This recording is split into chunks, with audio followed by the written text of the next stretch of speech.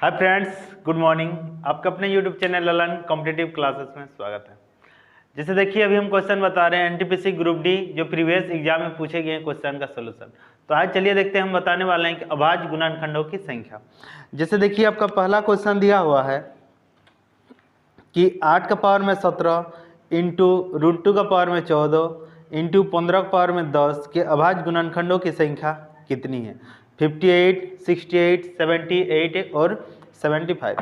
तो देखिए अभाज्य गुणनखंड निकालने के लिए सबसे पहले हमको जानना पड़ता है अभाज्य संख्या के बारे में। जैसे अभाज्य गुणनखंड निकालने के लिए सबसे पहले हमको जानना पड़ता है अभाज्य संख्या के बारे में। कौन सी संख्या ना?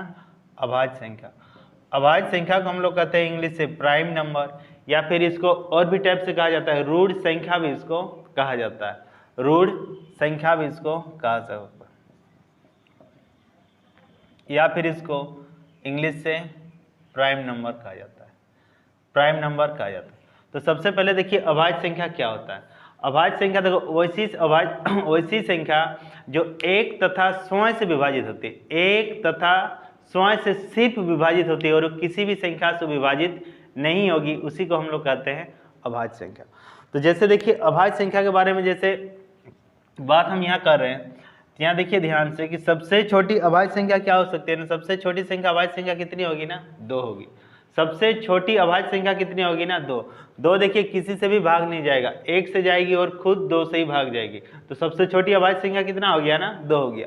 उसके बाद अगर हम जानेंगे 2, 3, 5, 7, 11, 13, 17, 19, 23, 29, 31, 37, 41, 47, फिर क्या हो सकता है ना?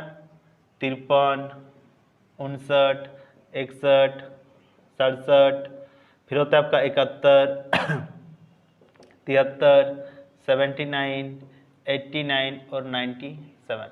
ये 1 से लेकर के 100 तक की अभाज्य संख्या होती है। ये सब चीज़ आपको याद रखने का जरूरत है ताकि क्वेश्चन आपका एग्जाम में तुरंत बन जाएगा। जैसे 1, 2, 3, 4, 5, 6, 7, 8, 9, 10, 11, 12, 13, 14, 15, 16, 17, 18, 19, 20, 21, 22, 23। 1 से लेकर के 100 तक टोटल अभाज्य संख्या 25 को होती है। लेकिन कहीं मिस्टेक हुआ है, 2, 3, 5, 7, 11, 13, 17, 19, 23, 29, 31, 37, 41, 41 के बाद आपका 43 भी अभाज्य संख्या होती है। 43, 47, 53, 59, 61, 67, 71, 73, 79, 89 और एक चीज़ यहाँ छूट चुका था, देखिए 83, 89 और आपका 87। आपको एग्जाम में डायरेक्ट पूछा जा सकता है कि 1 से 100 तक कितनी अभाज्य संख्या होती है ना। 1 से 100 तक अभाज्य संख्याओं की संख्या 25। और आपसे पूछा जाएगा 50 से छोटी अभाज्य संख्याएं कितनी है। तो 50 से छोटी अब यहाँ से गिन सकते हैं 1, 2, 3, 4, 5, 6, 7, 8, 9, 10, 11, 12, 13, 14, 15 को। ये चीज़ आप यहाँ लिख भी सकते हैं। 1 से 100 के बीच कितनी अभाज्य संख्या होती है ना? 25 को। 1 से 50 तक कितनी अभाज्य संख्या होती है ना? 15 को। अब यहाँ से कहा जाएगा 50 से 100 तक कितनी अभाज्य संख्या होती है ना? क्या बचा ना? 10 को। तो इतना आप याद रख सकते हैं। अगर अभाज्य संख्या के बारे में इतना सारा चीज़ अगर आप याद रख सकते हैं, मैथ से किसी भी संबंधित किसी भी कैलकुलेशन को आप आसानी से बना सकते हैं। एग्जाम में तो आपको डायरेक्ट इस टाइप से पूछा जाता है कि 70 से 100 के बीच कितनी अभाज्य संख्याएं। तो 70 से 100 के बीच कितनी अभाज्य संख्याएं हैं, तब ये सब सारा चीज़ आपको जोड़ना पड़ता है। अगर पूछा 60 और 40 के बीच कितनी अभाज्य संख्या है, फिर आपको इसी टाइप से लिखना पड़ता है। समझा?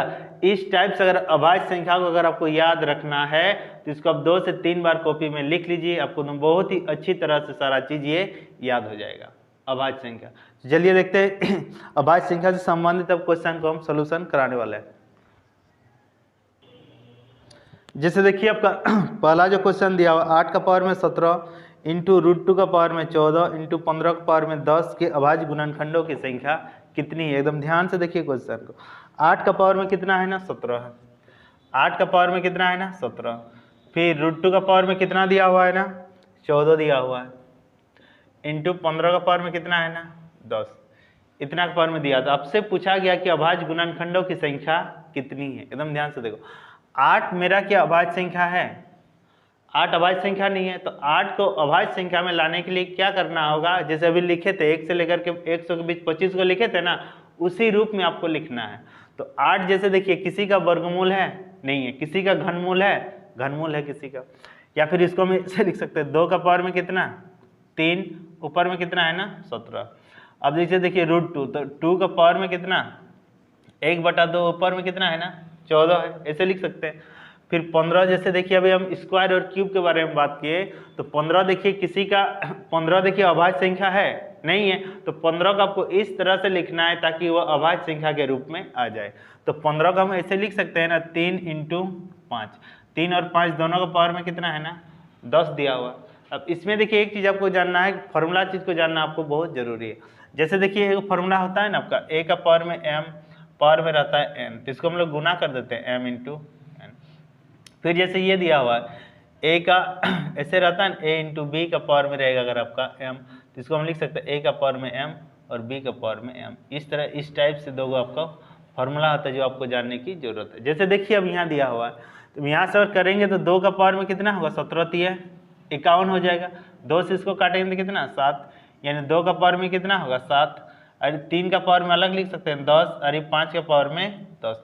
तो आपसे पूछा गया कि अभाज्य गुणनखंडों की कुल संख्या कितनी है। तो अभाज्य गुणनखंड यहाँ आप देख सकते हैं 2 यहाँ पर जैसे है 8 का पावर में 17, यानी 2 यहाँ पर के गो है 2 × 2 × 2 × 2 कितना है ना टोटल 51 गो है, यानी यहाँ कितना हो गया ना 51, प्लस यहाँ 2 आपका कितना दिया हुआ है ना 7 को दिया हुआ है। फिर यह अभाज्य गुणनखंड 3 × 3 × कितना दिया हुआ है ना 10 को दिया हुआ है। फिर उसी हिसाब से 5 भी को दिया हुआ है ना 10 को। तो यहाँ आप जोड़ सकते हैं 51 और 7 कितना हो गया ना 58, 58 और 10 कितना हो गया ना 78, यानी इस क्वेश्चन का आपका आंसर कितना हो गया ना 78। यानी आपको जो भी पावर में दिया हुआ चीज़ रहेगा उसको आपको अभाज्य संख्या के ही रूप में लिखना है। और अभाज्य संख्या के रूप में लिखते हैं और पावर में जितना भी आता है सारा चीज़ को आपको जोड़ दे दिए, आपको अभाज्य गुणनखंडों की संख्या ज्ञात हो जाएगी।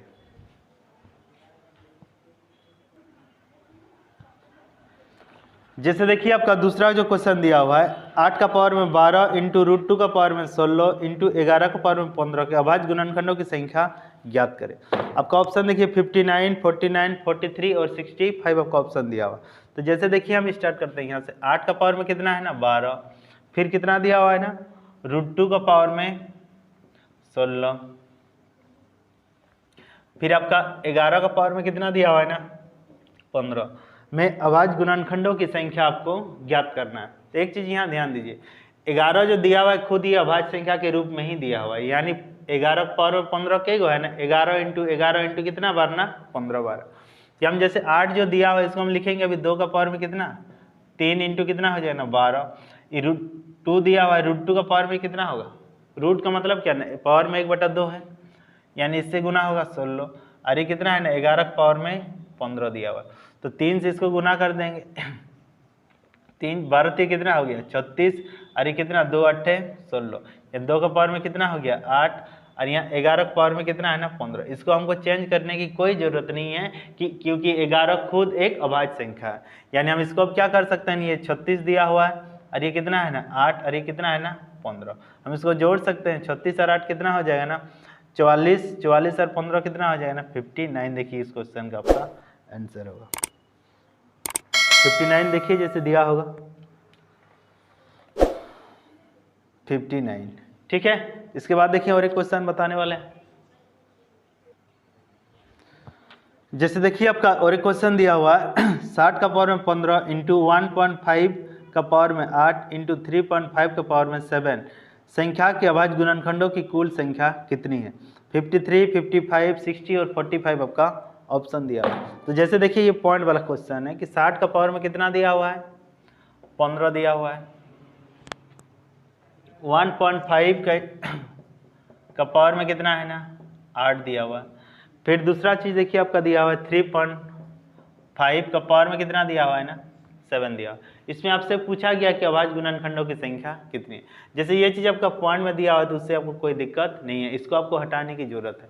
जैसे देखिए यहाँ पर दिया हुआ है यहाँ चीज़ ध्यान से देखिए 60 को हम अभाज्य गुणनखंड के रूप में हम इसको लिख सकते हैं।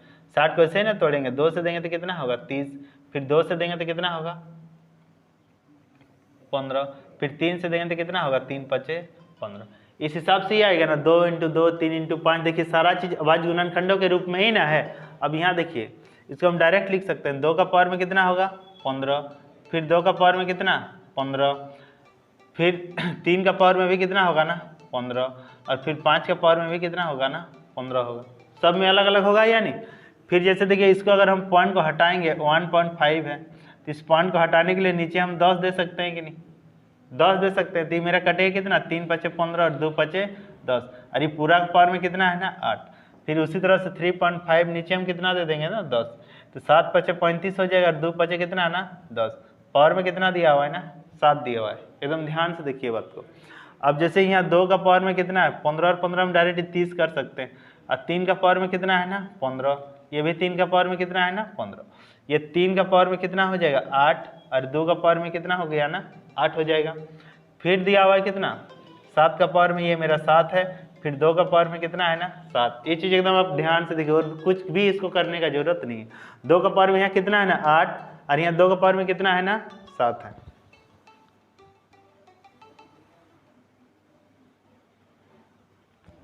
जैसे देखिए दिया हुआ है ना 2 का पावर में कितना है ना 8, फिर 2 का पावर में 7, यानी 8 और 7 कितना है ना टोटल 15। 2 मेरा नीचे के गो है ना 15 गो, देखो 15 मेरा कट जाएगा, यानी अब बचा 2 के गो 30, 3 आपका 15 गो, 30 प्लस 15 प्लस 8 प्लस 7, 8 और 7 15, 15 15 30, और 30 और 30 कितना हो गया ना ऑप्शन आपका 60 आपका आंसर। देखिए आपको ऑप्शन में दिया होगा 54 का सी।